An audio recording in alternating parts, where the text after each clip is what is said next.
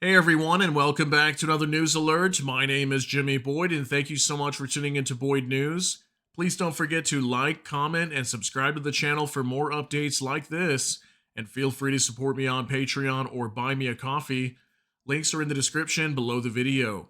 All right, good to see you all again on this beautiful day. I've got a breaking news report coming out from the United States. We're going to talk more about the ongoing tensions between the US and Venezuela.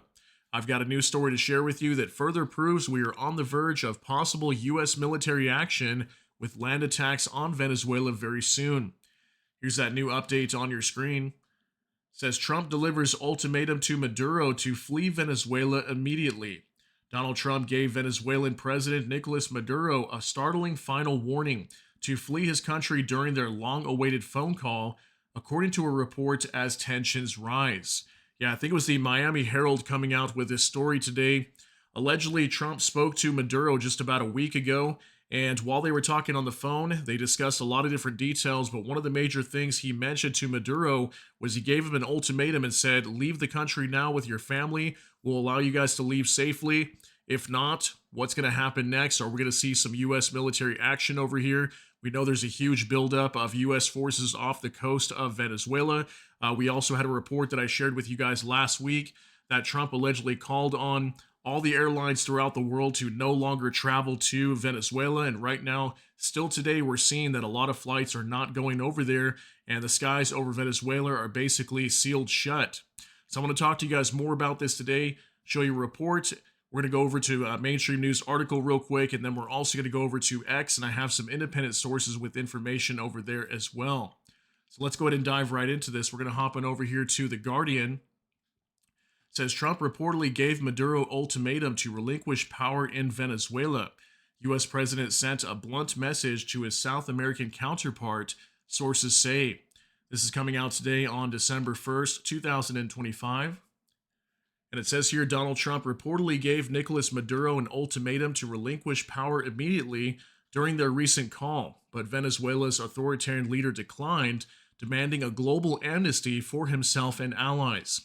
On Sunday, the U.S. president confirmed the call had taken place, telling reporters, "I wouldn't say it went well or badly, it was a phone call."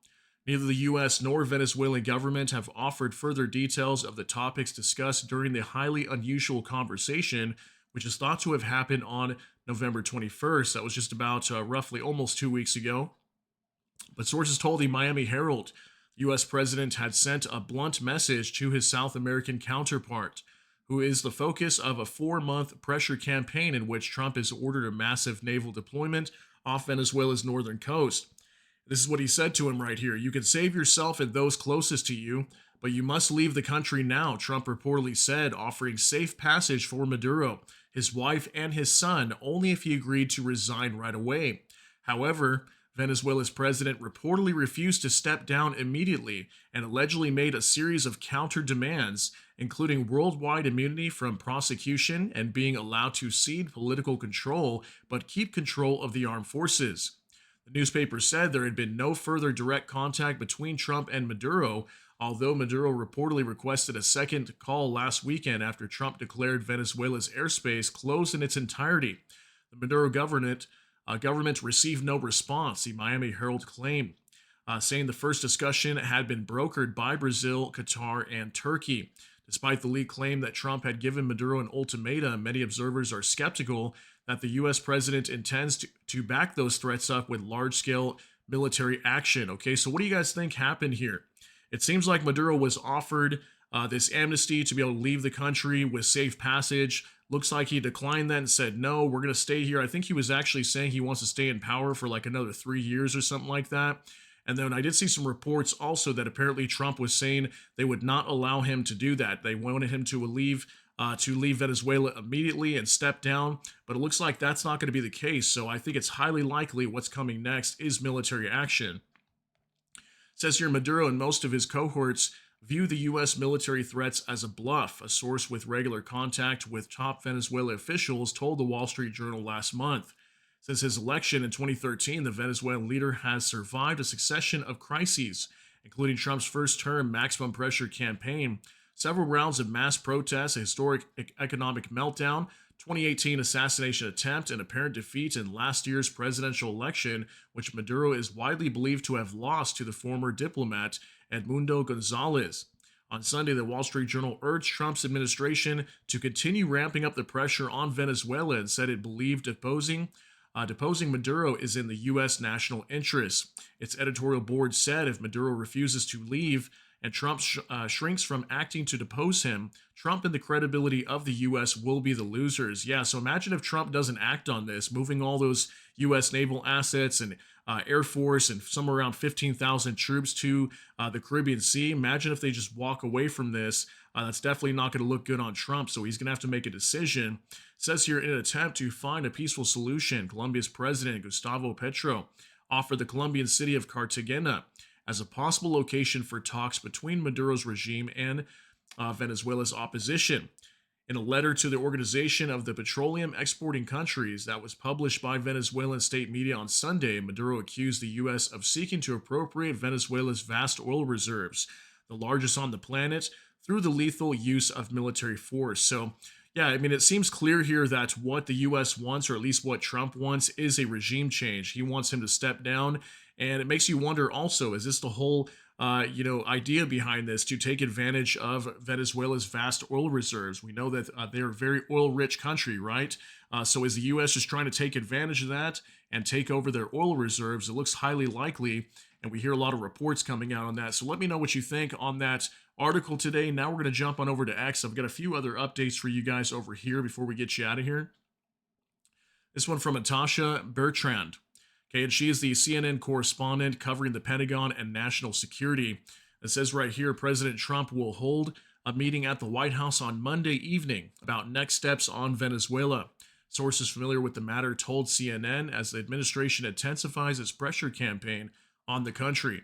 Key members of Trump's cabinet and national security team, including Secretary of Defense Pete Hegseth, Chairman of Joint Chief of Staff General Dan Kane, and Secretary of State Marco Rubio are expected to attend, as well as White House Chief of Staff Susie Wiles and Deputy Chief of Staff Stephen Miller.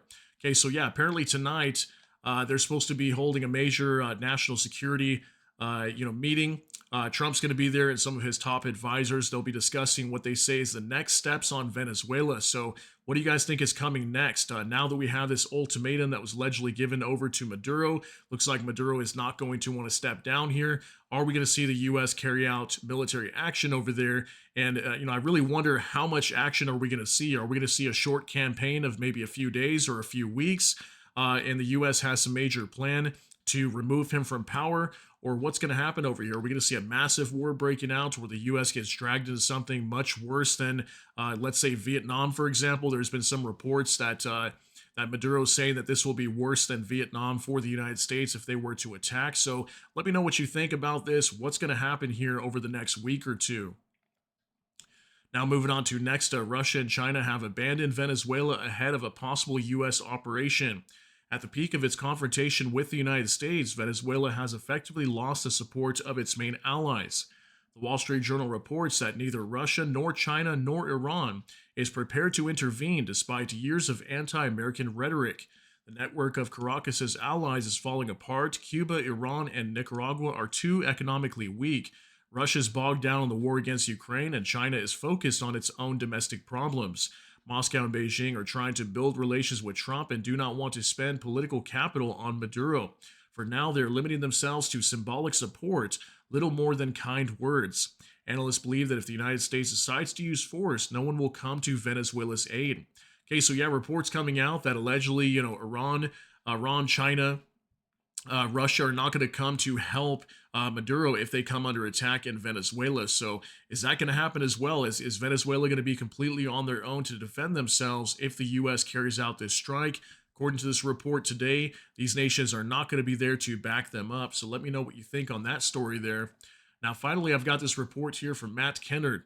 Not a single plane flying over Venezuela, a country of 30 million people with the world's largest oil reserves. Its airspace has been closed by the U.S. president sitting in the White House 2,000 miles away. International law is a chimera. World is run like the mafia, and Washington is the Don. Yeah, it's crazy to think that Trump can come out and just make a simple statement on True Social, okay? Not even like live on air with the press or anything. He'll literally just put out a post on True Social. And then now look at this, the airspace right over Venezuela right here, completely empty. No planes flying over there today. I think there was a few earlier. I did check like Flight Radar 24 tracking, and there's a few planes that are flying over Venezuela, but not nearly as much as, for example, like next door here in Colombia. Look at all these planes over here. But Venezuela's airspace completely cleared out for the most part.